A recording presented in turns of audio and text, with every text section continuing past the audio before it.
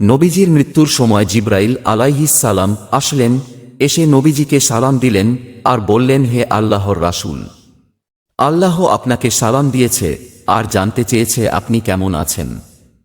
আল্লাহ সব জানেন, তারপরও আপনি কেমন আছেন সেটা আপনার মুখ থেকে জানতে চেয়েছেন।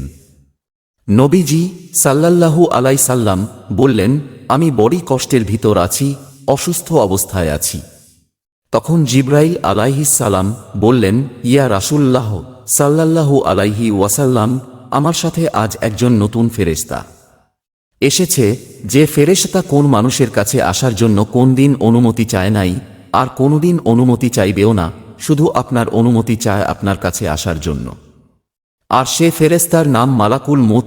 মালাকুল মউত রাসূল সাল্লাল্লাহু আলাইহি সাল্লাম অনুমতি নিয়ে রাসূলের সাল্লাল্লাহু আলাইহি সাল্লাম জান মোবারকের কাছে এসে সালাম দিলেন, বললেন, ইয়া রাসূলুল্লাহ সাল্লাল্লাহু আলাইহি সাল্লাম, আমি আদম আলাইহিস সালাম থেকে শুরু করে এই পর্যন্ত যত মানুষের জান কবজ করেছি আর কিয়ামত পর্যন্ত যত মানুষের জান কবজ করব, কারো কাছে অনুমতি চাইনি আর চাওয়াও আমার লাগবে না।